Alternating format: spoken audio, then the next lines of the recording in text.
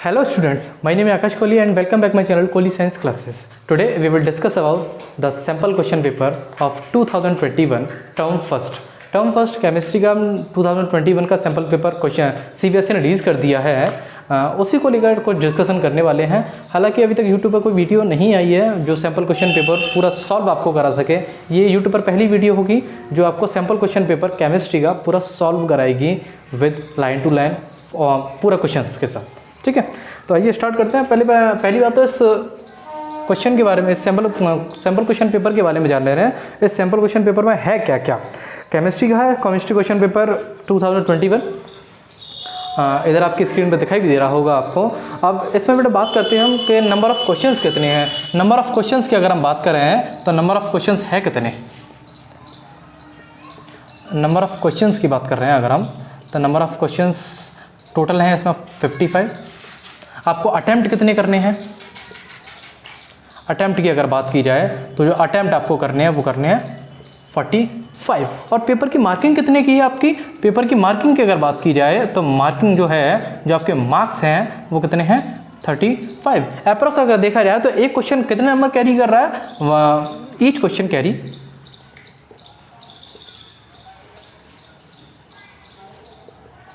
0.77 marks. 0.77 mark each question carry कर रहा है। अब इस क्वेश्चन के अंदर है क्या क्या, एमसीक्यू कितने हैं, वन लाइनर कितने हैं, वो सभी के बारे में बात कर रहे हो। तो एमसीक्यू इसमें जो है आपके वो 44 है क्वेश्चन है एमसीक्यू के। ठीक है, अगर बात की जाए रीजन असर्शन कितने हैं, तो रीजन असर्शन जो है आपके इस सैम्पल क्वेश्चन पेपर में वो है आपके 5 क्वेश्चंस। और बात की जाए केस स्टडी के कितने क्वेश्चंस हैं, तो केस स्टडी 2 दे रखी है आपकी। तो केस स्टडी के टोटल जो क्वेश्चंस है वो 3 क्वेश्चंस दे रखे हैं। टोटल कितने क्वेश्चंस है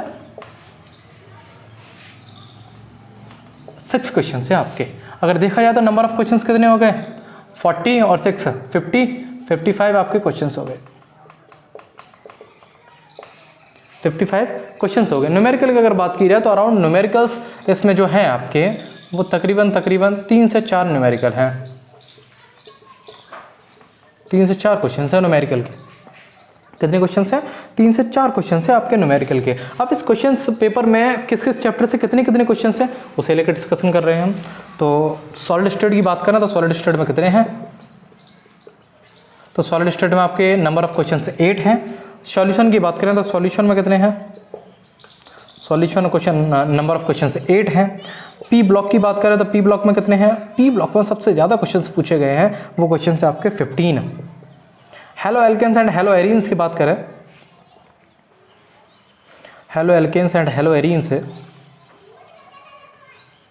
तो इससे जो आपके नंबर ऑफ क्वेश्चंस हैं वो कितने हैं 9 हैं। अल्कोहल, फिनॉल और ईथर की बात की जाए तो अल्कोहल, फिनॉल और ईथर, अल्कोहल, फिनॉल और ईथर से बात की जाए तो नंबर ऑफ क्वेश्चंस कितने हैं 8। और बायोमोलिक्यूल से कितने हैं, ये दिखाई दे रहा है।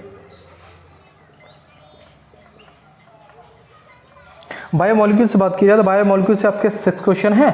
टोटल नंबर ऑफ क्वेश्चन अगर हम देखें तो कितने बैठ रहे हैं 44, सॉरी 54, 16 और 15 आपके 31, 40, 48, 6, 54 क्वेश्चंस बैठ रहे हैं। लेकिन क्वेश्चंस तो हैं आपके 55। एक जो क्वेश्चन है आपका वो सरफेस केमिस्ट्री से दे रखा है आपका इस सैम्पल क्वेश्चन पेपर में। सरफेस केमिस्ट्री से एक क्वेश्चन आपका पूछा गया है। ये तो डीप डिटेल थी इस सैम्पल क्वेश्चन पेपर में आपके है क्या क्या और बताया क्या क्या गया है। नंबर ऑफ क्वेश्चंस के बारे में चर्चा कर चुके हैं, कितने मार्क्स के होने वाले हैं उसके बारे में चर्चा कर चुके हैं, ईच क्वेश्चन कैरी कितने मार्क्स करेगा उसके बारे में चर्चा कर चुके हैं, किस किस चैप्टर से कितने क्वेश्चंस आ रहे हैं वो है। आप इनमें 0.77 का मल्टीप्लाई करेंगे तो नंबर ऑफ मार्क्स आपको पता लग जाएंगे कि कौन से चैप्टर से कितने मार्क्स के क्वेश्चंस पूछे जा रहे हैं। सरफेस केमिस्ट्री ये आउट ऑफ सिलेबस है क्योंकि टर्म फर्स्ट में ये हमारा है नहीं। तो ये क्वेश्चन सीबीएसई हमेशा आउट ऑफ सिलेबस जब भी पेपर निकालती है तो कुछ ना कुछ क्वेश्चंस आपके आउट ऑफ सिलेबस देती है। ये रूल है उसका, ये कह सकते हो परंपरा है उसकी, वो परंपरा को अपनी फॉलो करता है। ठीक है भाई, नेक्स्ट क्वेश्चंस की बात करते हैं। तो क्वेश्चंस है क्या, देखिए भाई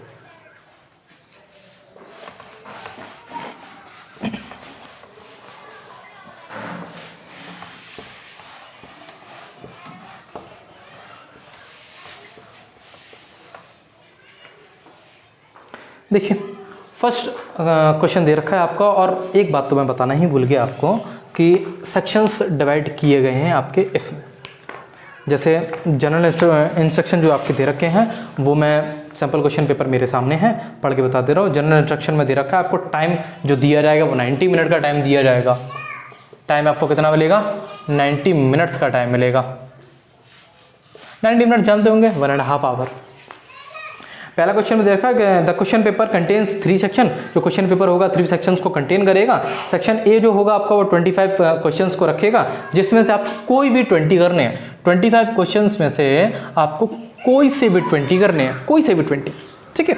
ये तो रहा सेक्शन ए की बात। सेक्शन बी की अगर हम बात करें तो सेक्शन बी में आपको 24 क्वेश्चंस गिवन हैं। 24 में से आपके कोई से भी 20 करने हैं, कोई से भी 20 करने हैं, कोई से भी 20 करने हैं आपको, ठीक है। अब सेक्शन सी की अगर बात की जाए तो सेक्शन बी में आपको क्वेश्चन नंबर दे रखे हैं 6, जिसमें से आपको कोई से भी 5 करने हैं। और जो ऑल क्वेश्चंस होंगे वो कैरी इक्वल मार्क्स। जितने भी क्वेश्चंस आपके दे रखे हैं 55 क्वेश्चंस ऑप्शन उसमें दे रखे हैं। हर क्वेश्चन आपका हर क्वेश्चन आपका 0.77 मार्क्स का रहेगा।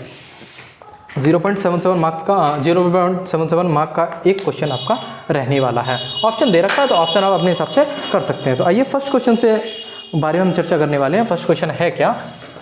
जनरल इंस्ट्रक्शन के बारे में बात कर चुके हैं। तो फर्स्ट क्वेश्चन सेक्शन ए से, मैं साइड से हो जा रहा हूँ, इधर स्क्रीन पे आपको आराम से दिखाई दे रहा होगा, मैं पढ़ के बता दे रहा हूँ। पहला क्वेश्चन है क्या? फर्स्ट क्वेश्चन में दे रखा है कि which of the following statement is true, यानी इनमें से कौन सा स्टेटमेंट आपका ट्रू है। पहला जो आप ऑप्शन दे रखा है, melting point of phosphorus is less than that of nitrogen. पहला जो कोशिश कर रहा है बताने की वो क्या कर रहा है कि मेल्टिंग पॉइंट फॉस्फोरस का लेस होता है नाइट्रोजन से। गलत बात है, नाइट्रोजन से लेस नहीं होता है। दूसरे की बात करें तो नाइट्रोजन जो होता है वो हाईली रिएक्टिव होता है फॉस्फोरस से। किसके कारण? Due to inert pair effect के कारण। ये भी ऑप्शन आपका गलत है। थर्ड की बात कर रहे हैं तो nitrogen shows higher tendency of catenation than phosphorus. ये भी स्टेटमेंट गलत है, क्योंकि फॉस्फोरस आपकी शो करता है higher tendency according to nitrogen, ठीक है। नाइट्रोजन शो आउट नहीं करता। अब जो फोर्थ ऑप्शन आपका दे रखा है, आपकी स्क्रीन पर दिखाई दे रहा होगा, फोर्थ क्वेश्चन दे रखा है कि nitrogen is weaker than phosphorus. Nitrogen जो बॉन्ड होगा वो बीकर होगा फॉस्फोरस है। और ये बात हम जानते हैं कि नाइट्रोजन सबसे ज़्यादा बैलेंस अपनी कितनी शो आउट कराता है, या को बैलेंस अपनी कितनी देता है? +4 की, उससे ज़्यादा वो नहीं दे सकता है। जो आंसर इसका होगा वो फोर्थ ऑप्शन रहेगा। जो फोर्थ ऑप्शन आपका है, फोर्थ ऑप्शन कौन सा है? Nitrogen is weaker than phosphorus bond. Nitrogen bond वो कमजोर होगा किससे? फॉस्फोरस बॉन्ड से। नेक्स्ट की बात कर रहे हैं तो नेक्स्ट क्वेश्चन है क्या? नेक्स्ट क्वेश्चन आपको दिखाई दे रहा होगा आसानी से कि which of the following is a non stoichiometry defect. इनमें से कौन सा नॉन स्टैच्योमेट्री डिफेक्ट नहीं है? जो पहला ऑप्शन है आपका, पहला दे रखा है फ्रैंकल डिफेक्ट, दूसरा दे रखा है शॉर्टकी डिफेक्ट, तीसरा दे रखा है मेटल डिफिशिएंसी डिफेक्ट, और फोर्थ दे रखा है आपका इंटरस्टिशियल डिफेक्ट। तो हम जानते हैं कि शॉर्टकी डिफेक्ट के जो पार्ट होते हैं, शॉर्टकी डिफेक्ट के 4 पार्ट होते हैं। वो कौन कौन से होते हैं? पहला की अगर बात की जाए तो फ्रैंकल डिफेक्ट जो है आपका वो शॉर्टकी डिफेक्ट का है। फ्रैंकल डिफेक्ट की अगर हम बात करें, दूसरा बात करें तो वो शॉर्टकी डिफेक्ट है। ये भी कैसे हैं? आपके नॉन स्टैच्योमेट्री डिफेक्ट नहीं है। ये सब स्टैच्योमेट्री डिफेक्ट के एग्जांपल हैं। फ्रैंकल डिफेक्ट आपका स्टैच्योमेट्री डिफेक्ट के अंदर आता है, शॉर्टकी डिफेक्ट भी आपका स्टैच्योमेट्री डिफेक्ट के अंदर आता है, और थर्ड आपका इंटरस्टिशियल डिफेक्ट जो होता है वो भी आपका स्टैच्योमेट्री डिफेक्ट के अंदर आता है। और फोर्थ जो होता है वो आता है आपका वैकेंसी डिफेक्ट, जिसे हम वैकेंट डिफेक्ट के नाम से भी जानते हैं। वैकेंसी डिफेक्ट जिसे हम वैकेंट डिफेक्ट के नाम से जानते हैं। ये जो चारों पार्ट होते हैं वो किसके पार्ट होते हैं? स्टैच्योमेट्री डिफेक्ट के पार्ट होते हैं। किसके पार्ट होते हैं? स्टैच्योमेट्री डिफेक्ट के। स्टैच्योमेट्रिक डिफेक्ट के ये पार्ट होते हैं। अब ये 3 पार्ट इसमें गिवन है, ये वाला गिवन है, ये वाला गिवन है, और ये वाला गिवन है आपको। थर्ड ऑप्शन जो दे रखा है आपको मेटल डिफिशिएंसी डिफेक्ट, ये आपका एक नॉन स्टैच्योमेट्री डिफेक्ट है। नेक्स्ट की बात करते हैं थर्ड वाले की। तो थर्ड वाले में दे रखा है कि आइडेंटिफाई करना है कि identify the law which is states as. जो लॉ यहाँ दिखाई दे रहा है आपको वो किसने दिया है। लॉ है क्या, लॉ है कि for any solution the partial vapour pressure of each volatile component in the solution is directly proportional to its mole fraction. यानी कि पार्शियल वेपर प्रेशर जो रहेंगे वो प्रत्येक वोलेटाइल कंपोनेंट के अंदर अपने ही मोल फ्रिक्शन के डायरेक्टली प्रोपोर्शनल होंगे। और हेनरी का लॉ ये था कि मोल फ्रिक्शन हेनरी का लॉ ये था कि जो पार्शियल वेपर प्रेशर होंगे वो बिना वोलेटाइल कंडीशन में अपने ही मोल फ्रिक्शन के डायरेक्टली प्रोपोर्शनल होंगे। लेकिन इसने एक कंडीशन और लगा दी है, वो क्या लगाई है कि जो आपके पार्शियल वेपर प्रेशर रहेंगे वोलेटाइल कंपोनेंट में अपने ही मोल फ्रिक्शन के क्या होंगे, डायरेक्टली प्रोपोर्शनल रहेंगे। तो ये स्टेटमेंट किसने दिया, ये स्टेटमेंट आपका दिया है हेनरीज लॉ, गलत आंसर है, हेनरी लॉ ने नहीं दिया। सेकंड आपका रॉड्स लॉ, रॉड्स लॉ ने ये एक्ट या ये कह सकते हो ये लॉ दिया है। आंसर क्या है इसका, रॉड्स लॉ, आसानी से आप टिक कर देंगे। नेक्स्ट की बात करते हैं, तो नेक्स्ट क्वेश्चन नंबर 4 है क्या, देखिए क्वेश्चन नंबर 4 में आपका दे रखा है pink colour of LiCl crystal is due to. LiCl का जो पिंक कलर क्रिस्टल होता है वो किसके कारण होता है, या पिंक कलर जो होता है LiCl क्रिस्टल का वो किसके कारण होता है। तो हम जानते हैं ये किसके कारण होते हैं, ड्यू टू एफ सेंटर के कारण होते हैं, ड्यू टू एफ सेंटर। अब एफ सेंटर होता क्या है, ड्यू टू एफ सेंटर के कारण। एफ सेंटर के कारण होता क्या है कि NaCl कलर कैसा देता है आपका, NaCl जो कलर देता है वो येलो कलर देता है, और KCl आपका कैसा कलर देता है, वॉयलेट कलर देता है, और LiCl आपका कैसा कलर देता है, LiCl आपका पिंक कलर देता है। ये किसके कारण देते हैं, ड्यू टू एफ सेंटर के कारण। एफ सेंटर होता क्या है कि एफ सेंटर आपका वो होता है कि जैसे ही एनायन को रिमूव किया जाएगा, एनायन को रिमूव किया जाए तो उसकी जगह वैकेंट हो जाएगी, जगह वैकेंट हो जाएगी तो उस वैकेंट जगह को जो इलेक्ट्रॉन होगा वो एंटर कर जाएगा और उसका स्थान घेर लेगा, उसी को आपका एफ सेंटर कहता है। यानी कि कोई भी एनायन निकला तो अपनी पोजीशन को खाली कर देगा, अपनी पोजीशन को खाली कर देगा तो उसमें एक इलेक्ट्रॉन पास आउट हो जाएगा, ये इलेक्ट्रॉन एंटर कर जाएगा, इलेक्ट्रॉन एंटर कर जाएगा तो उस एनायन की खाली हुई पोजीशन को वो फिलअप कर देगा। उस फिलअप करने को ही क्या कहते हैं आप, एफ सेंटर कहलाते हैं। उस एफ सेंटर के कारण NaCl का येलो कलर होता है, KCl का वॉयलेट कलर होता है, और LiCl का पिंक कलर आपका निकल कर आता है।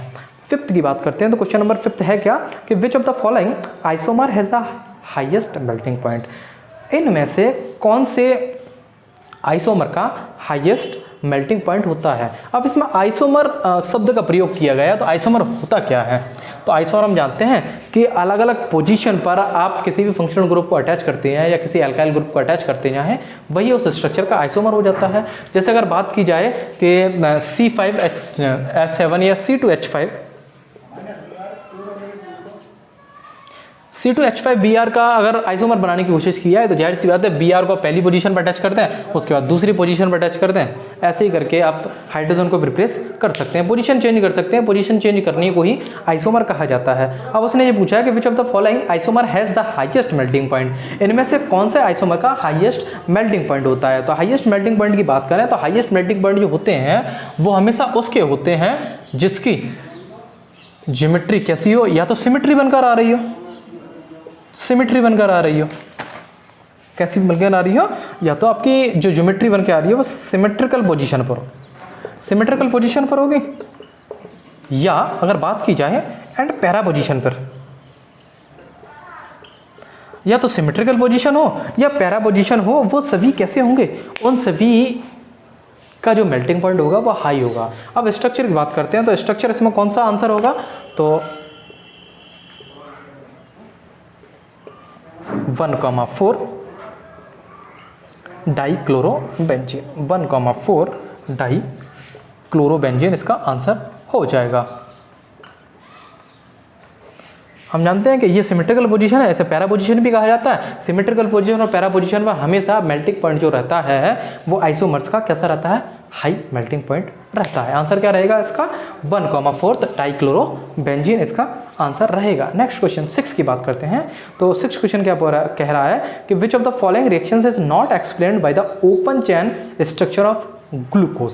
यानी कि इनमें से कौन सी रिएक्शन कभी भी एक्सप्लेन नहीं की जाएगी एक ओपन चेन ग्लूकोज के स्ट्रक्चर के द्वारा। स्ट्रक्चर ऑफ ग्लूकोज अगर बना दिया जाए ओपन चेन का तो उसके द्वारा कभी भी एक्सप्लेन नहीं किया जाएगा इस रिएक्शन को ओपन चेन में। तो उसका आंसर क्या रहेगा, उसका आंसर सिंपल सा रहेगा कि जो सेकंड ऑप्शन है आपका फॉर्मेशन ऑफ एडिशन प्रोडक्ट। अगर उसके एडिशन प्रोडक्ट में फॉर्मेशन कर दिया जाए और उस प्रोडक्ट को बना दिया जाए एक रीएजेंट के रूप में 2,4 DNP 2,4 DNP के प्रेजेंस में जैसे हम करा देंगे तो वो आसानी से अपना जो होगा DNP 2,4 DNP इसका आंसर हो जाएगा, यानी सेकंड ऑप्शन इसका करेक्ट आंसर हो जाएगा। सेवंथ की बात करें तो सेवंथ है क्या, ऐसे मैं रफ कर दूं पहले।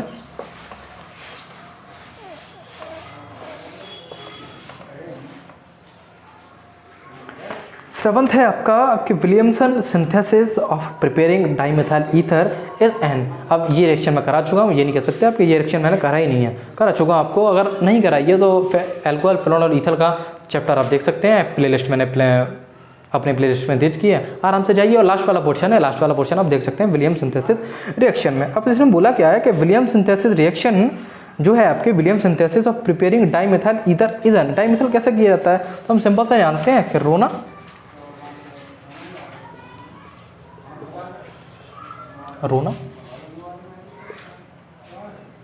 RX की याद में, ट्रिक क्या है इसकी, रोना RX की याद में। अब ये वाली जो पोजीशन होगी, यहाँ से ये बना ली गई अलग और यहाँ से हमें ईथर अलग मिल जाएगा, ROR plus NaX, ROR NaX आपको अलग मिल जाएगा। ठीक है बेटा जी, आंसर क्या रहेगा इसका, SN2 रिएक्शन, यानी न्यूक्लियोफिलिक सब्स्टिट्यूशन रिएक्शन। कौन सी, सेकंड वाली SN2 रिएक्शन।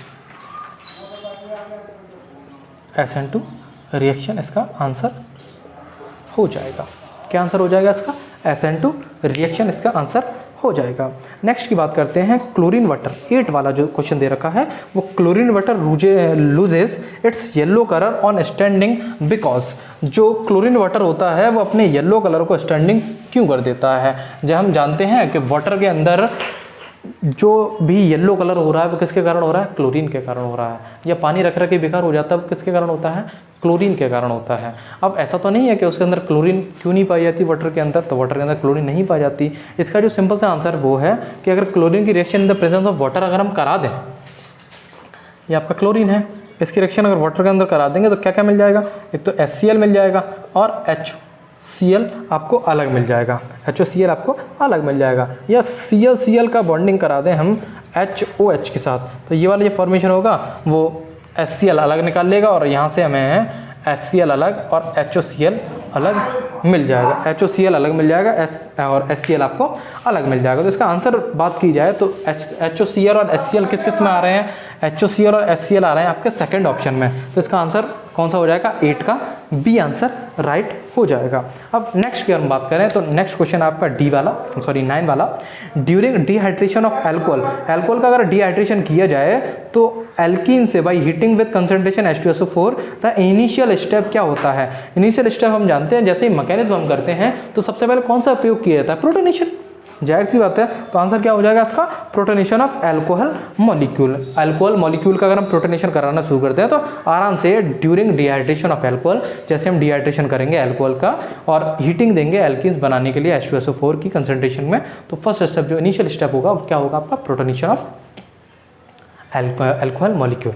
ठीक है, एमोर्फस सॉलिड बात करें तो एमोर्फस सॉलिड जितने भी होते हैं वो कैसे होते हैं, आइसोट्रॉपिक होते हैं। आइसोट्रॉपिक क्यों होते हैं, आइसोट्रॉपिक इसलिए होते हैं कि same physical properties in different direction, उनकी सेम फिजिकल प्रॉपर्टीज होती है अलग अलग डायरेक्शन में, जिसके कारण उसे आइसोट्रॉपिक कहा जाता है। नेक्स्ट क्वेश्चन की बात करें तो नेक्स्ट क्वेश्चन है आपका 11 वाला क्वेश्चन कि which of the following reaction is use to prepare salicylaldehyde. कौन सी रिएक्शन का यूज किया जाता है सैलिक एल्डिहाइड बनाने में। तो सैलिक एल्डिहाइड बनाते हैं भाई, देखिए बनाते हैं भाई सैलिक एल्डिहाइड।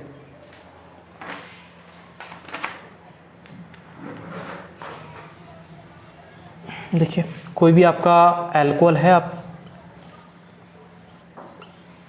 कोई भी आपका एल्कोहल है जिसकी रिएक्शन करा दी हमने CHCl3 के प्रेजेंस में, और यहाँ रहेगा आपका NaOH और HCl। प्रोडक्ट क्या मिलकर आएगा, प्रोडक्ट जो मिलेगा हमें ये इस वाली पोजीशन पे क्या होगा आपका CHO, जिसका नाम क्या होता है salicylic aldehyde. Salicylic aldehyde, CHO अगर अटैच हो तो सैलिसिलिक एल्डिहाइड होता है, और COOH अटैच हो इसका नाम क्या होगा,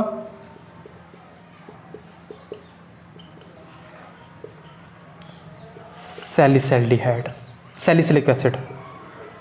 इसका नाम क्या होगा? Salicylic acid. COOH अलग अगर अटैच होगा तो उसका नाम होगा सैलिसिलिक एसिड, और CHO अटैच होगा तो उसका नाम होगा सैलिसिल एल्डिहाइड, उसका आंसर हो जाएगा। अब ये होता क्या है, बनता कब है? तो जाहिर सी बात है कि किसी भी फिनॉल से सैलिसिल एल्डिहाइड बनाना है तो उसका आंसर क्या होगा? Reamer teamer reaction. Reamer teamer reaction answer क्या होगा उसका? रीमर टीमर रिएक्शन आंसर होगा उसका। रीमर टीमर रिएक्शन उसका आंसर हो जाएगा।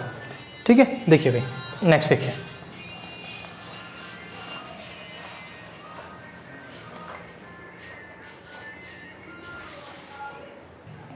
नेक्स्ट देखिए, क्वेश्चन नंबर 12 क्या पूछ रहा है आपका? क्वेश्चन नंबर 12 सिंपल सा आंसर है जो आपकी स्क्रीन पे दिखाई दे रहा होगा कि which of the following is an example of a solid solution.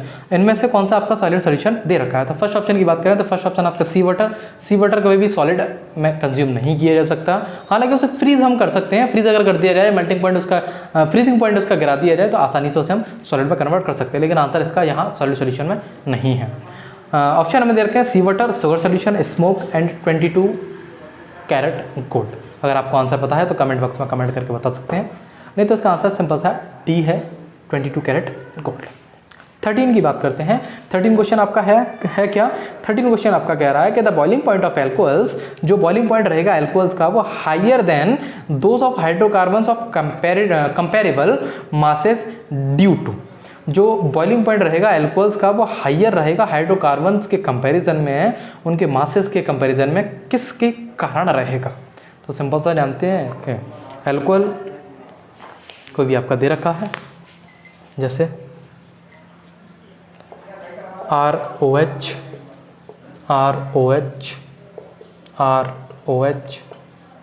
तो जानते हैं हम कि हाइड्रोजन बॉन्डिंग बनाने के लिए जहाँ जहाँ उसे फॉन दिखता जाएगा वो हाइड्रोजन बॉन्डिंग बनाता जाएगा।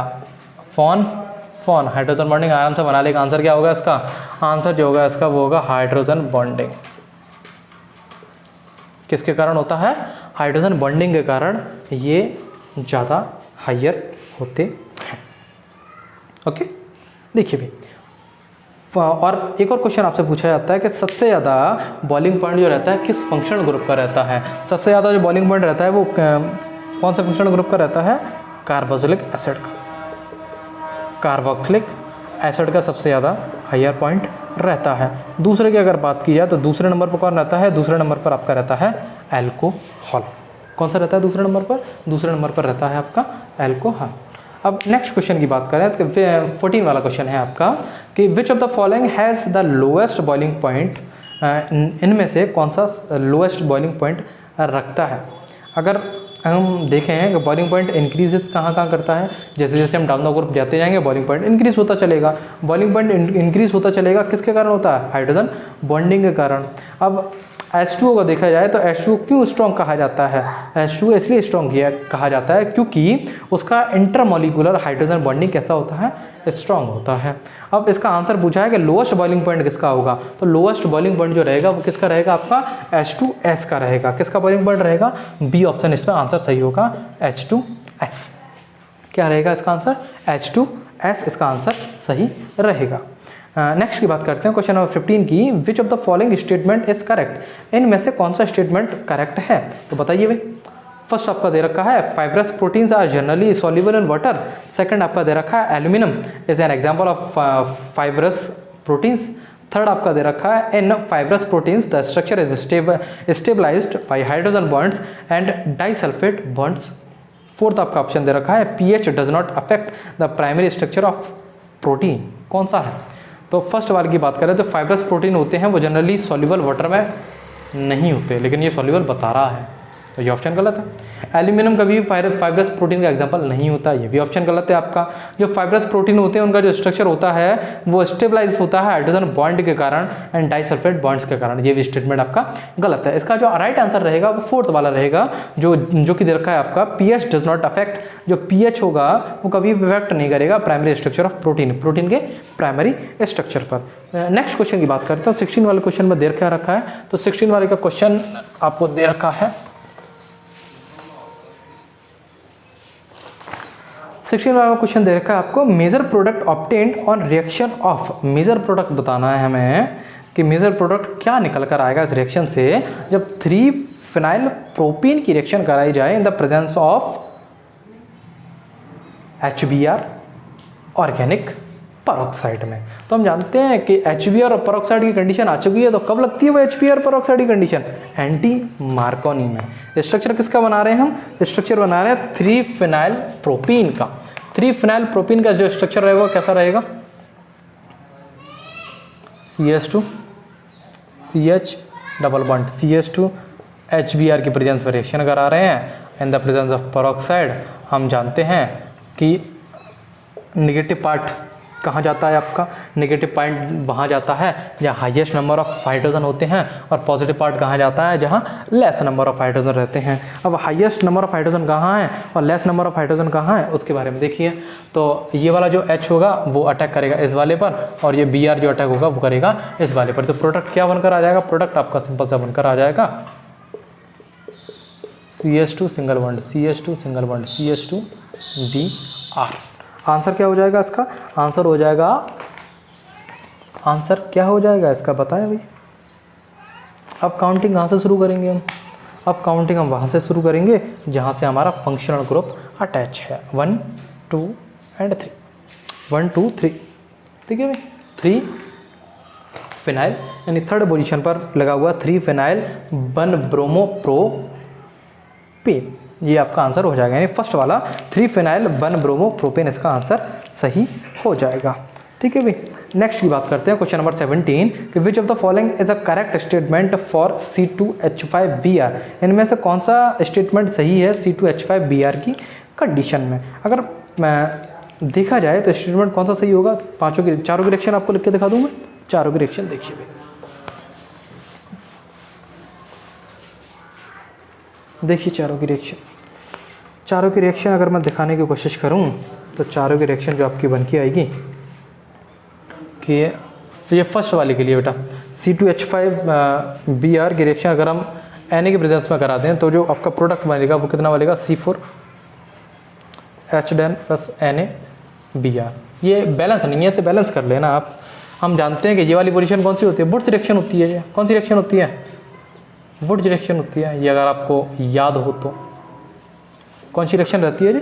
वुड्स रिएक्शन रहती है। दूसरे की बात करें सेकंड ऑप्शन की C2H5Br की रिएक्शन किसकी प्रेजेंस में कराते हैं? AgNO2 की प्रेजेंस में कराते हैं। तो सिंपल सा हमें C2H5NO2 प्लस AgBr आपको मिल जाएगा, जो कि आपका करेक्ट आंसर दे रखा, क्योंकि उसने बोला है कि करेक्ट स्टेटमेंट कौन सा है C2H5Br की कंडीशन में। तो करेक्ट स्टेटमेंट ये है आपका, करेक्ट स्टेटमेंट ये है, बाकी का कोई करेक्ट स्टेटमेंट नहीं है। पोटास की अगर रिएक्शन दे दिया है तो पोटास के संग रिएक्शन क्या रहेगी? पोटास के संग रिएक्शन आपकी रहेगी C2H5BnOH प्लस एल्कोहलिक KOH के साथ। एल्कोहलिक KOH के साथ करेंगे तो एलिमिनेशन मेथड लगा देगा, CH2 की कंडीशन में अलग टूट जाएगा। फोर्थ की बात करें तो C2H5Br की रिएक्शन हमें करानी है किसकी प्रेजेंस में? KSH की प्रेजेंस में करानी है।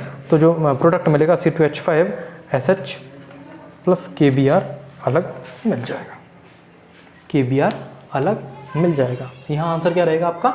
सेकंड वाला आंसर रहेगा C2H5Br plus AgNO2, it will gives C2H5NO2 plus AgBr। Next question देखिए। नेक्स्ट क्वेश्चन है आपका question number 18, covalency of nitrogen is restricted to. Covalency जो नाइट्रोजन की होती है वो क्यों, मतलब कितनी होती है? तो हम जानते हैं कोवैलेंसी या नाइट्रोजन अपनी कोवैलेंसी ज़्यादा से ज़्यादा कितनी शॉर्ट करा सकते हैं? +4। तो आंसर इसका रहेगा C option +4।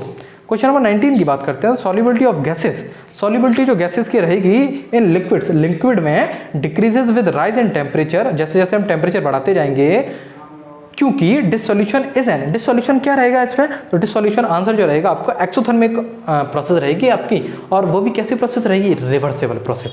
Exothermic and reversible process होगी जो इस कंडीशन को फॉलो करेगी। क्वेश्चन नंबर 20 देखिए भाई। क्वेश्चन नंबर 20, क्वेश्चन नंबर 20 क्या कह रहा है कि all elements of group 15 show allotropy except, सभी अपने ग्रुप 15 में एलोट्रॉफी को शो आउट कराते हैं, किसको छोड़कर? तो यहाँ कौन दिखाई दे रहा है? नाइट्रोजन। उसका आंसर क्या होगा? नाइट्रोजन इसका राइट आंसर हो जाएगा। अब नेक्स्ट की बात कर रहे हैं। नेक्स्ट आपका question number 21, which of the following is a polysaccharide, इनमें से कौन सा पॉलीसैकेराइड है।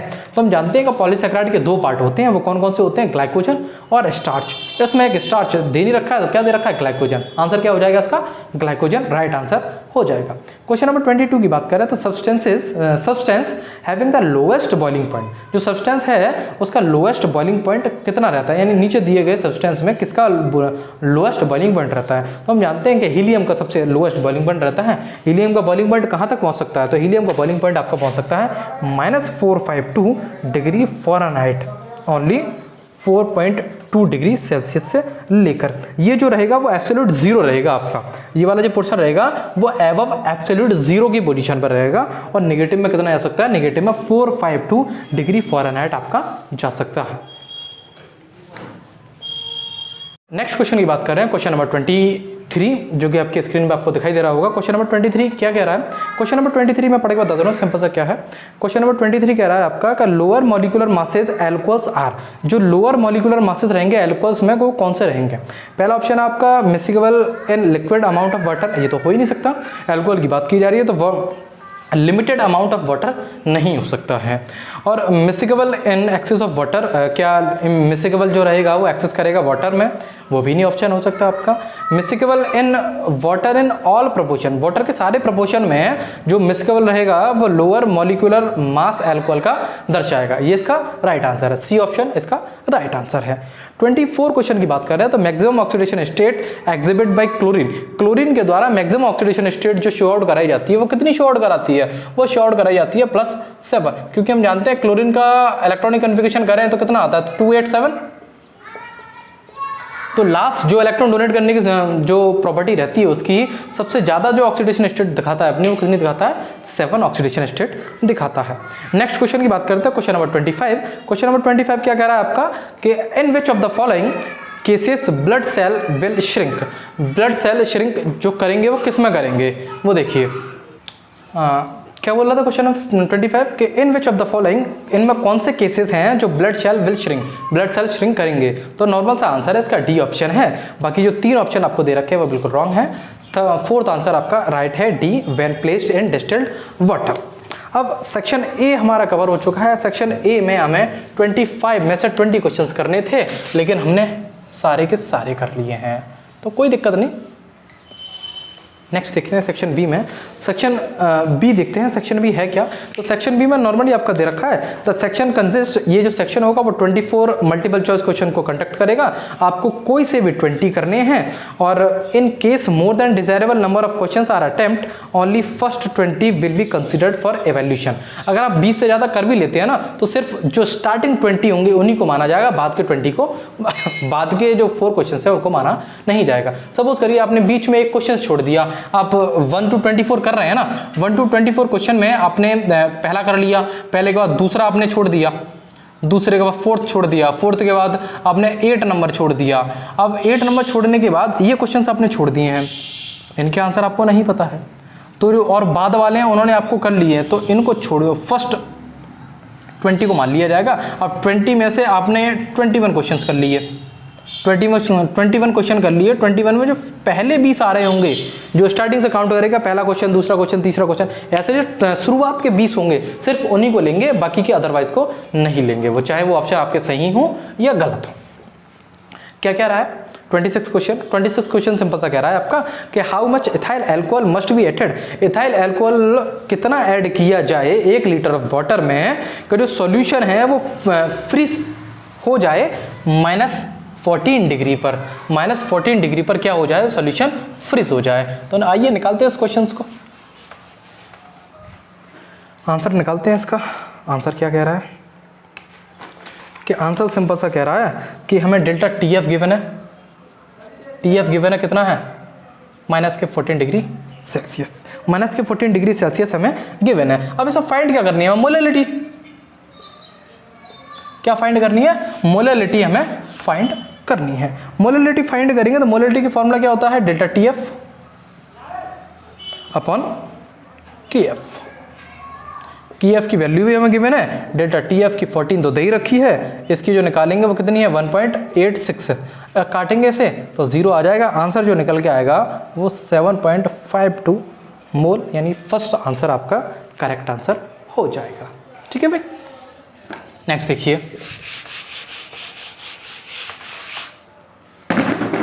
नेक्स्ट क्वेश्चन देखिए, क्वेश्चन नंबर 27। क्वेश्चन नंबर 27 आपका क्या कह रहा है? क्वेश्चन नंबर 27 सिंपल सा ये कह रहा है कि which reagent are required for one step conversion, यानी कि कौन सा रीएजेंट इनमें से रिक्वायर किया जाएगा वन स्टेप कन्वर्जन के लिए क्लोरोबेंजीन टू टॉयलिन। क्या बनाना है? हमें क्लोरोबेंजीन से टॉयलिन बनाना है। क्लोरोबेंजीन का स्ट्रक्चर देख लेना, क्लोरोबेंजीन का स्ट्रक्चर कैसा होता है? तो क्लोरोबेंजीन का स्ट्रक्चर कुछ इस तरीके से होता है। क्या बनाना है इससे हमें? इससे हमें बनाना है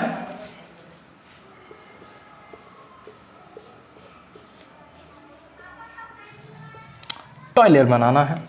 क्या बनाना है? टॉयलिन। यानी कि अगर मैं ऐसे लिखने की कोशिश करूं तो ये लिखा जाएगा, इससे हमें क्या बनाना है? C6H5CH3। अब सिंपल सा है, इस वाली रिएक्शन का C6H5Cl का आप रिएक्शन करा दें NaCl से इन द प्रेजेंस ऑफ CH3Cl, तब क्या बन जाएगा? किसकी प्रेजेंस में? ड्राई ईथर की प्रेजेंस में।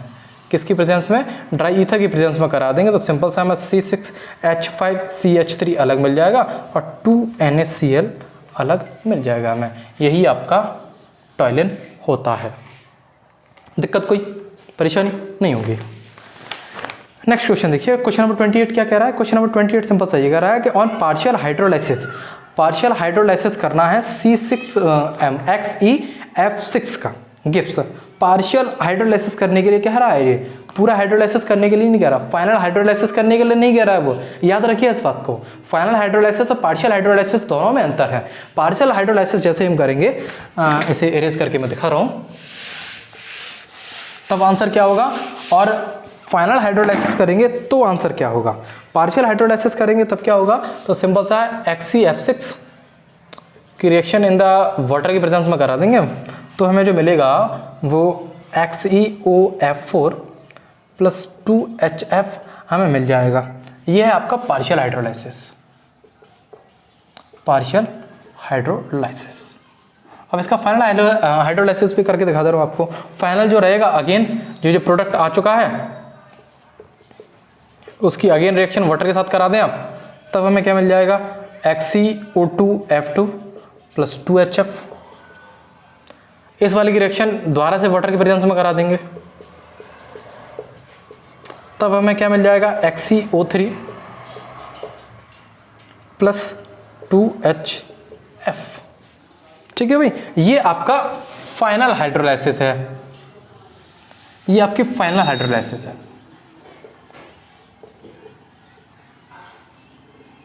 और पार्शियल हाइड्रोलाइसिस की बात करेंगे तो ऑप्शन आपका सी वाला सही हो जाएगा। बस वहाँ एक एरर है, HF लिखा हुआ है, HF की जगह आप 2HF कर लेंगे।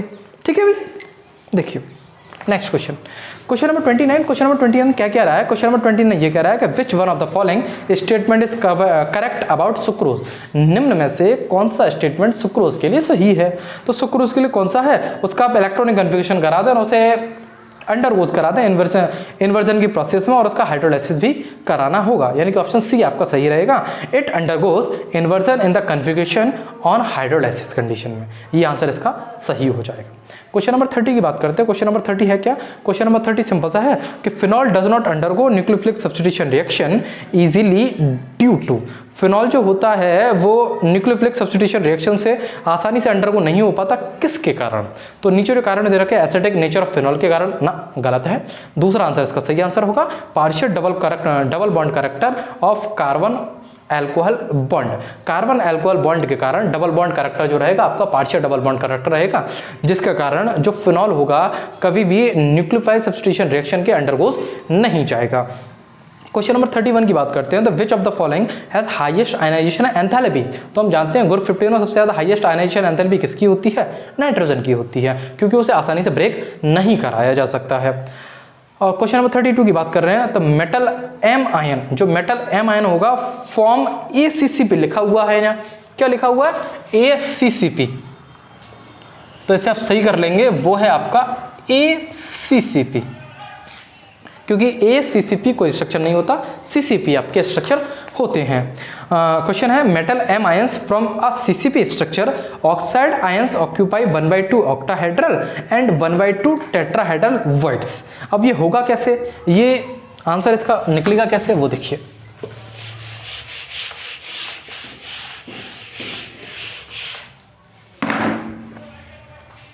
आंसर कैसे निकलेगा इसका वो देखिए। जैसे लेट, जैसे हमने मान लिया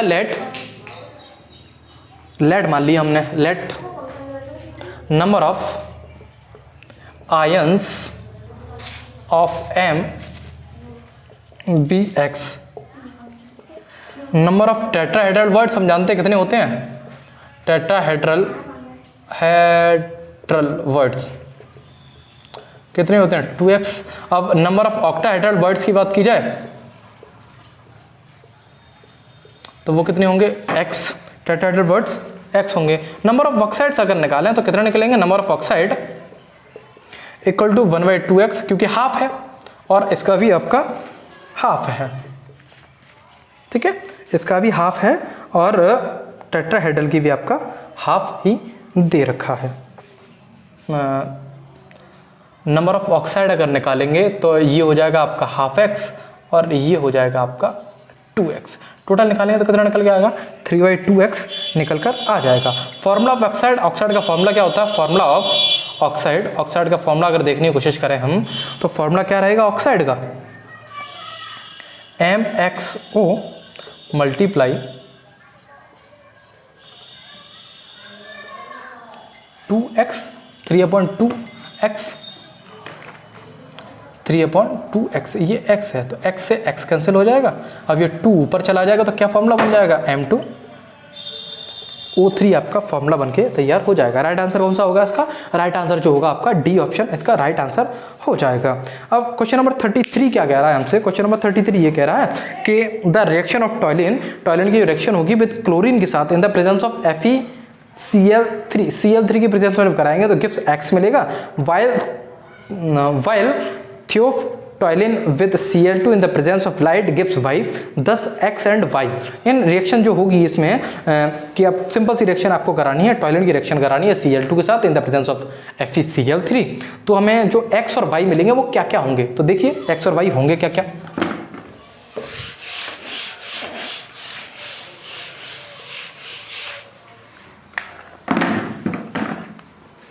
टॉयलेट का स्ट्रक्चर हम जानते हैं, टॉयलेट का स्ट्रक्चर कैसा होता है, कुछ इस तरीके से होता है। टॉयलेट आसानी से दिखाई दे रहा है, नहीं दिखाई दे रहा,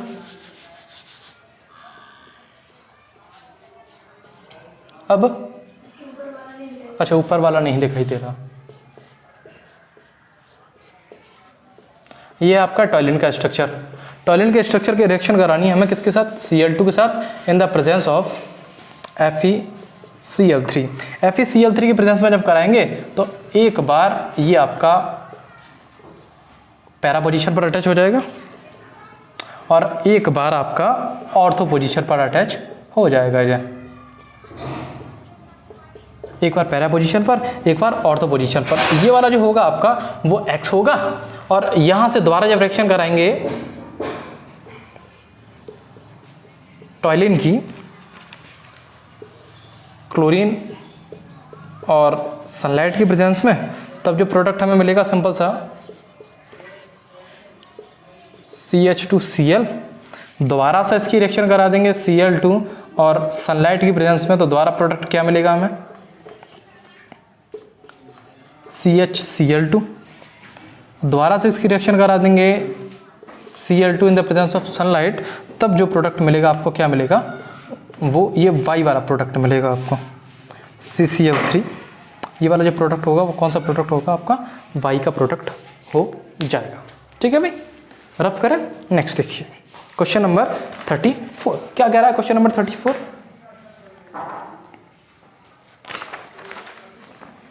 क्वेश्चन नंबर 34 ये कह रहा है कि ozone is an dash molecule and the two oxygen oxygen bond length in ozone are. Ozone इनमें से कौन सी ज्योमेट्री दे रहा है, कौन सा मॉलिक्यूल बना रहा है, और इसके पहले और दूसरे जो हैं पिकोमीटर में कितने कितने होंगे। तो सिंपल से हम जानते हैं कि ऑक्सीजन का जो स्ट्रक्चर बनता है वो एंगुलर शेप में बनता है। कौन सी शेप में बनता है? एंगुलर शेप में बनता है। वो बना के दिखा दो हमें कैसा बनता है। ओजोन का जो स्ट्रक्चर बनता है वो एंगुलर शेप में बनता है, कुछ इस तरीके से बनता है। ठीक है, ये कौन सी शेप है आपकी? एंगुलर शेप है। और इनके बॉन्ड की अगर बात की जाए तो एंगुलर शेप, बॉन्ड की अगर बात की जाए तो 128 पिकोमीटर इसका एंगल रहता है और इसका लेंथ भी 128 पिकोमीटर में ही रहता है। लेंथ की बात की जाए, बॉन्ड लेंथ जो ओजोन में रहेगी वो ऑक्सीजन में कितनी लेंथ होगी? 128 पिकोमीटर रहेगी। क्वेश्चन नंबर 35 की बात करते हैं। द वाटर रिटेंशन ऑफ और puffiness due to high salt intake occurs due to, वो किसके कारण होते हैं? वाटर जो रिटेंशन देता है और पफिनेस देता है वो हाई सॉल्ट इनटेक्स जो रहते हैं वो अकर्स किसके कारण करते हैं? तो वो करते हैं ऑस्मोसिस के कारण। किसके कारण करते हैं? ऑस्मोसिस के कारण। इसका सी ऑप्शन इसका राइट आंसर हो जाएगा। अब कुछ रिएक्शन आपकी दे रखी है 36 क्वेश्चन में। In the following reaction identify A and B, A और बी को आइडेंटिफाई आपको करना है। करिए भाई। C6H12 ग्लूकोज की जब भी हम रिएक्शन कराएंगे एसिटिक एनाहाइड्राइड में तो आपको जो प्रोडक्ट मिलेगा वो इसका आंसर होगा डी वाला आंसर होगा। अब डी वाले आंसर में ए की वैल्यू तो सही दे रखी है लेकिन बी की वैल्यू सही नहीं दे रखी, तो बी की वैल्यू को आप सही कर लेंगे। कुछ एरर इसमें भी है तो बी पार्ट में आप कर लेंगे। बी इक्वल टू जो प्रोडक्ट मिलकर आएगा वो बनेगा COOH। उसने CH2 लिख दिया ना, उस जगह आप CHOH 4 और COOH, जिसे हम क्या कहते हैं? जिसे हम कहते हैं सैरिक एसिड। क्या कहते हैं इसे? सैचुरिक एसिड इसे कहा जाता है। ये 36 का जो आंसर रहेगा वो डी ऑप्शन इसका राइट आंसर रहेगा। 37 की बात करते हैं। इन लेक टेस्ट में अगर Al3 पॉजिटिव यानी कि एल्यूमिनियम 3 पॉजिटिव आयंस का there is the formation of coloured floating lake, coloured floating lake अगर किया जाए तो वो किसके कारण हो सकता है? तो सिंपल सा इसका आंसर है डी ऑप्शन इसका आंसर रहेगा, क्योंकि एब्जॉर्प्शन नहीं होता, एडजॉर्प्शन होता है। डी इसका ऑप्शन राइट आंसर रहेगा, adsorption of litmus by aluminium hydroxide. कौन सा रहेगा? Adsorption by aluminium hydroxide. Absorption और एडप्शन में दोनों में बहुत अंतर है, डी ऑप्शन इसका राइट आंसर होगा। 38 क्वेश्चन की बात करते हैं। 38 क्वेश्चन में क्या दे रखा? एक यूनिट सेल आपको गिवन है बेटा, यूनिट सेल गिवन है NaCl की। A unit cell of NaCl has 4 formula unit, जिसकी 4 फॉर्मूला यूनिट दे रखी हैं। इट्स एज लेंथ, उसकी जो एज लेंथ दे रखी है आपको 0.50 नैनोमीटर दे रखी है। कैलकुलेट द डेंसिटी, उसके डेंसिटी अगर कैलकुलेट करनी है, अगर NaCl का मोलर मास आपको 58.5 ग्राम पर मोल गिवन हो। तो आइए देखते हैं क्या है।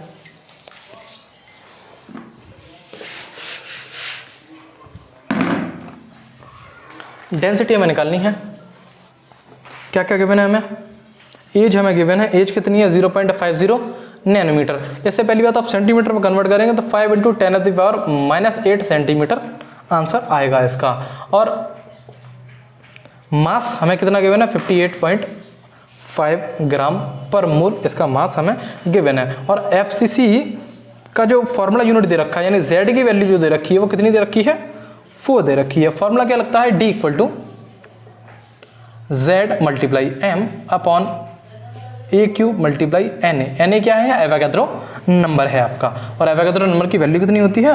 4 × इसके 4 है, आपकी Z की वैल्यू 4 है, कैपिटल M की वैल्यू 58.5 अपॉन A³ यानी कि 5 × 10⁻⁻8 का whole cube multiplied by 6.022 into 10⁻23। अगर कैलकुलेट करेंगे इसे तो कैलकुलेट करने पर आंसर जो निकल कर आएगा आपका वो 3.1086 ग्राम पर सेंटीमीटर क्यूब इसका आंसर निकल कर आ जाएगा। इसका जो ऑप्शन रहेगा बेटा सही आपका वो सी आंसर इसका सही रहेगा। सी आंसर इसका सही रहेगा। सी कौन सा? 3 ग्राम पर सेंटीमीटर क्यूब इसका आंसर सही रहेगा। 39 क्वेश्चन की बात करते हैं। तो 39 क्वेश्चन में है क्या कि which one of the following are correctly arranged on the basis of the property indicate. इनमें से कौन सी प्रॉपर्टी, कुल मिला के ये बताना है इनमें से नीचे ऑप्शन दे रखे हैं वो कौन से सही हैं। पहले वाले की बात करते हैं तो increasing bond D association enthalpy, इसमें गलत दे रखा है, हकीकत में होती क्या है वो देखिए।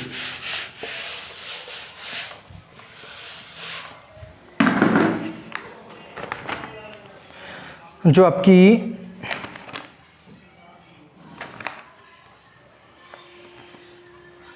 Increasing bond D association enthalpy जो रहती है, यानी ए ऑप्शन होना चाहिए था ये, F2 is less than Cl2 is less than Br2, F2 is less than Cl2 is less than Br2 is less than I2। ये ऑर्डर होना चाहिए था लेकिन उसमें गलत दे रखा है, तो पहला आंसर भी आपका सही नहीं है। दूसरे का ऑर्डर कितना होना चाहिए, दूसरे का जो ऑर्डर होना चाहिए वो H2O H2S H2Se H2TE होना चाहिए था, ये भी नहीं है। सी की अगर बात करें तो NH3 N2O NH2, इसका जो ऑर्डर रहता है आपका सी का वो ऑर्डर रहता है NH3 NH2OH N3H N2O और N2O5 इसका आंसर होना चाहिए था, ये भी नहीं है। यहाँ आपका डी ऑप्शन राइट आंसर है, डी ऑप्शन आपका करेक्ट आंसर दे रखा है कि BiH3 is less than SbH3 is less than AsH3 is less than PH3 is less than NH3। ये इंक्रीजिंग बॉन्ड एंगल के हिसाब से राइट आंसर इसका डी ऑप्शन है आपका। क्वेश्चन ऑफ 40 की बात करते हैं तो क्वेश्चन ऑफ 40 में क्या दे रखा है, क्वेश्चन ऑफ 40 में ये दे रखा है कि what would be the reactant and reagent used to obtain 2,4 dimethyl pentane 3 ol, यानी पेंटेन 2,4 डाइमिथाइल पेंटेन 3 ओल बनाने का जो स्ट्रक्चर रहेगा, कौन सा रीएजेंट यूज किया जाए कि ये आंसर निकल कर आ जाए। तो रीएजेंट जो यूज किया जाएगा वो रीएजेंट डी ऑप्शन इसका राइट आंसर आएगा, two methyl propanal and isopropyl magnesium oxide. अब ये बनेगा कैसे, उस बनने पर देख लीजिए आप बनता कैसे कैसे है, देखिए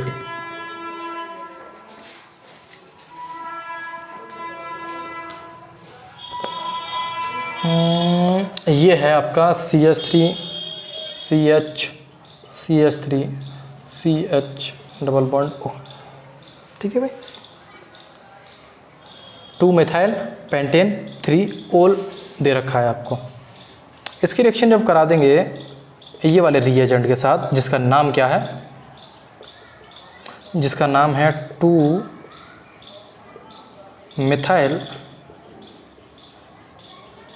प्रोपेनल, इसकी रिएक्शन जब हम करा देंगे किसके साथ, 2-मिथाइल प्रोपेनल, तो हमें जो मिलेगा वो ये मिलेगा,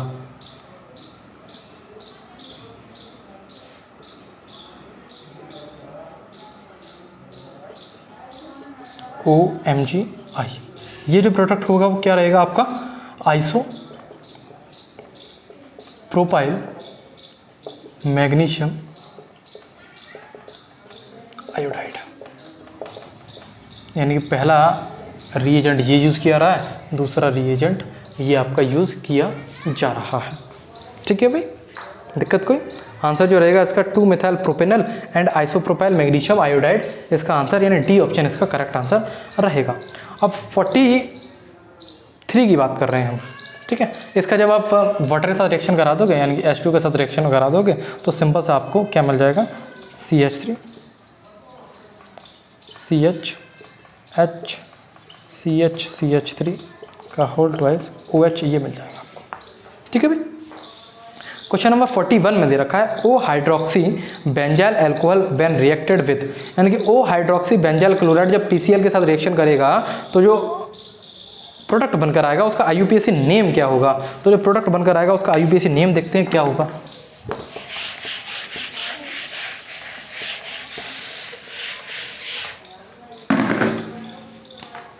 देखिए भाई question number 41, CH2OH plus PCl3 जब इसको हीट करेंगे तो सिंपल सा हमें CH2Cl plus POCl plus HCl हमें अलग मिल जाएगा, ठीक है, जिसका नाम क्या रहेगा, ये जो निकल के आएगा इसका नाम क्या रहेगा, ओ हाइड्रोक्सी बेंजाइल क्लोराइड। इसका आंसर क्या रहेगा, ओ हाइड्रोक्सी बेंजाइल क्लोराइड इसका सही आंसर रहेगा, यानी फर्स्ट ऑप्शन 41 का करेक्ट आंसर रहेगा। अब 42 दे रखा है कि which of the following statement is true, इनमें से कौन सा स्टेटमेंट ट्रू है। तो इसका जो आंसर है वो फर्स्ट वाला आंसर है कि ammonia is the weakest reducing agent. हम जानते हैं कि अमोनिया जो है वो वीकेस्ट रिड्यूसिंग एजेंट है और स्ट्रॉन्गेस्ट बेस है ग्रुप 15 हाइड्रेट्स में। अब स्ट्रॉन्ग रिड्यूसिंग एजेंट की बात की गई तो स्ट्रॉन्ग रिड्यूसिंग एजेंट होते क्या हैं, 42 में strong reducing agent, strong reducing agent की बात करें तो होता क्या, ऑर्डर क्या होता है इसका, NH3 is less than PH3 is less than ASH3 is less than SbH3 is less than BiH3 इसका आंसर हो जाएगा। ठीक है भाई। नेक्स्ट देखिए क्वेश्चन नंबर 43 कि identify the secondary alcohol. Secondary alcohol को बताना है तो जो फर्स्ट वाला दे रखा है, जाहिर सी बात है दिखाई हमें दे रहा है कि फर्स्ट वाले में सेकेंडरी एल्कोहल है और सेकंड वाले में बात करें तो सेकंड वाले में सेकेंडरी एल्कोहल नहीं है आपका। थर्ड वाले में देखें तो थर्ड वाले में भी आपका सेकेंडरी एल्कोहल नहीं है। फोर्थ वाले में देखें, फोर्थ वाले में सेकेंडरी एल्कोहल है। इसका जो राइट आंसर हो जाएगा first and fourth, A option इसका करेक्ट आंसर हो जाएगा। 44 की बात करें तो alkenes decolourise bromine water in the presence of CCl4 due to formation of. जो एल्कीन्स होते हैं वो ब्रोमीन वाटर के अंदर CCl की फॉर्मेशन में अपने कलर को डीकलराइज कर देते हैं। क्यों और किसके कारण करते हैं, वो जो फॉर्मेशन करते हैं वो विनाइल ब्रोमाइड के कारण करते हैं। किसके कारण करते हैं, विनाइल ब्रोमाइड के कारण करते हैं। इसका जो करेक्ट आंसर रहेगा वो आपका बी ऑप्शन इसका करेक्ट आंसर रहेगा। क्वेश्चन नंबर 45 देखिए, रीजन असर्शन आ चुके हैं बेटा आपके। रीजन असर्शन के लिए मैं साइड से हो जा रहा हूं ताकि आपको आसानी से दिखाई दे। ठीक है, रीजन असर्शन दे रखे हैं आपके, तो इसे मैं पहले रफ कर दे रहा हूं, उसके बाद देखते हैं।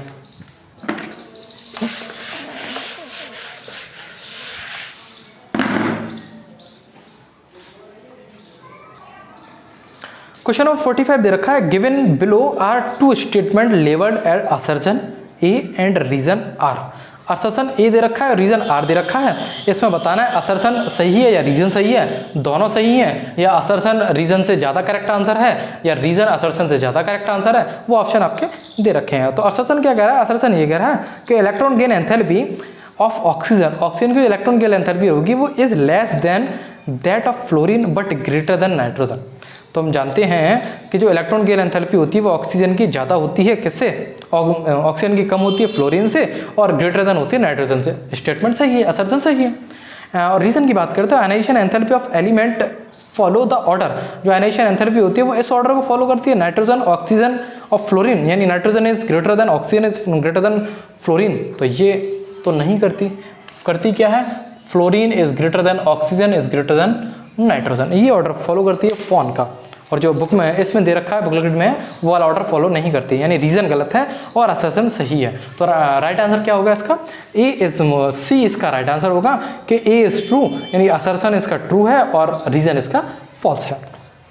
क्वेश्चन नंबर 46 की बात कर रहे हैं। तो 46 क्या है कि given below are two statement labelled as assertion A and reason R. तो असर्शन क्या है, alkyl halide are insoluble in water. जितने भी एल्काइल हैलाइड होंगे वो इनसॉल्युबल वाटर में रहेंगे। हाँ सही बात है, जितने भी एल्काइल हैलाइड होंगे वो सभी वाटर में इनसॉल्युबल होंगे। और रीजन दे रखा है, alkyl halide have halogen attached to sp3 hybridized carbon. ये भी स्टेटमेंट सही है, लेकिन इसका जो करेक्ट आंसर दे रखा है, इसका जो परफेक्ट आंसर जो बता रहा है वो परफेक्ट एक्सप्लेनेशन कर रहा है, वो क्या कर रहा है, असर्शन कर रहा है। तो इसका राइट आंसर हो जाएगा both A and R are true, यानी कि बोथ असर्शन एंड रीजन दोनों सही है, लेकिन जो करेक्ट एक्सप्लेनेशन दे रहा है वो असर्शन दे रहा है रीजन की अपेक्षा में। क्वेश्चन नंबर 47 की बात करते हैं। तो given below are two statement, दो स्टेटमेंट नीचे दे रखे हैं। असर्शन क्या है कि molarity of solution changes with temperature.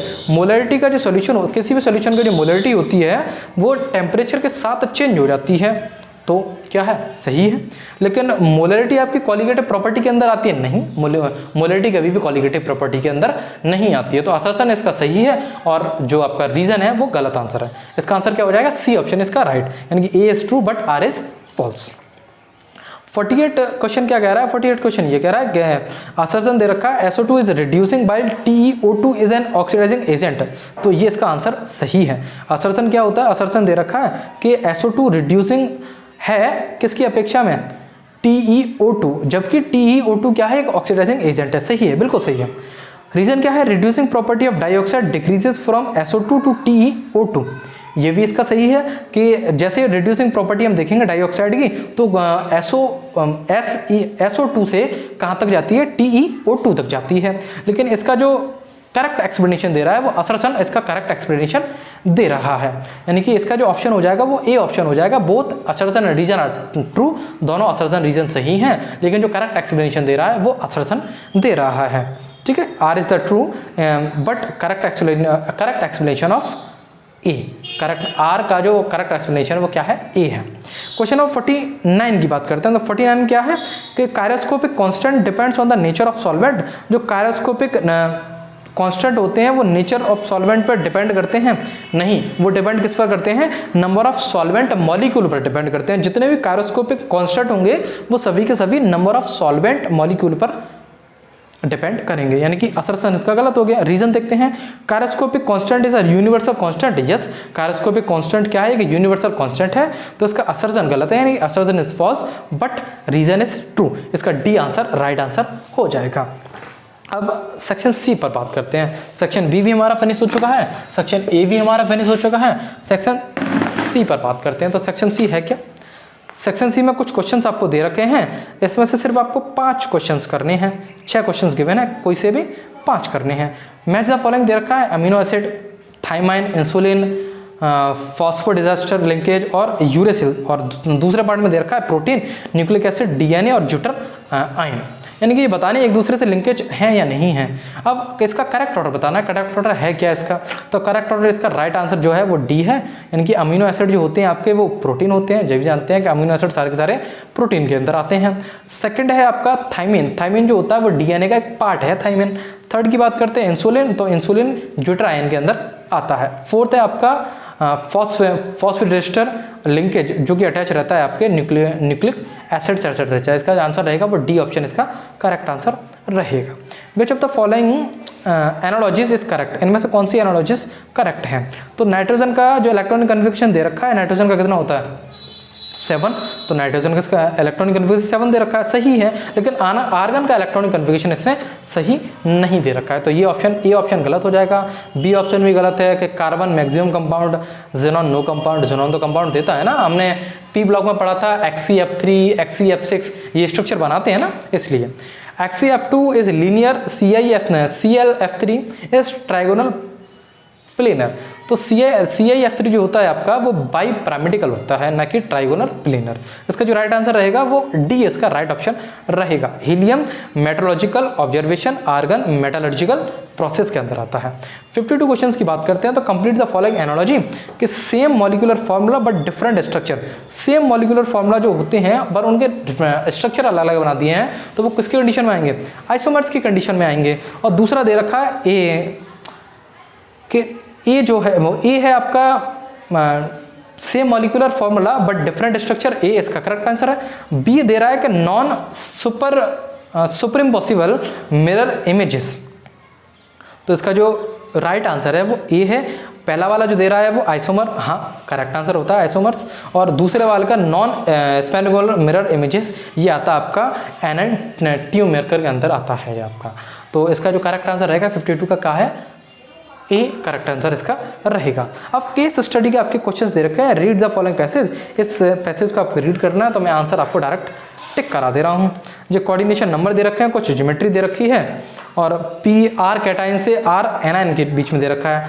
तो 53 क्वेश्चन क्या कह रहा है कि the radius of Ag positive ion is 126 picometre and I negative ion is 216 picometre. The coordination number of Ag positive ion, तो Ag पॉजिटिव आयन का जो coordination number होगा वो कितना होगा, तो मैं बता दे रहा हूँ आपको। इसका जो करेक्ट आंसर निकालने का तरीका होगा क्या होगा कि R रेडियस ऑफ आर्गन और अपन radius of I negative Ag positive, तो इसका कितना है 126 216, अगर निकाला जाए तो कितना आ जाएगा 0.52 आ जाएगा। तो इसमें ये पूछा है कि R पॉजिटिव और R नेगेटिव कैसे निकालेंगे, तो R पॉजिटिव और R नेगेटिव निकालने का तरीका ये है कि सिंपल से हम जानते हैं कि ये हमारा आंसर निकल के आ चुका है। इसको कैसे कैटेगराइज करेंगे, R पॉजिटिव और R नेगेटिव का जो रेशियो रहेगा 0.225 से लेकर 0.414 ये जो रहेगा इसका कोऑर्डिनेशन नंबर कितना आएगा, ये 4 कोऑर्डिनेशन नंबर के अंदर आएंगे।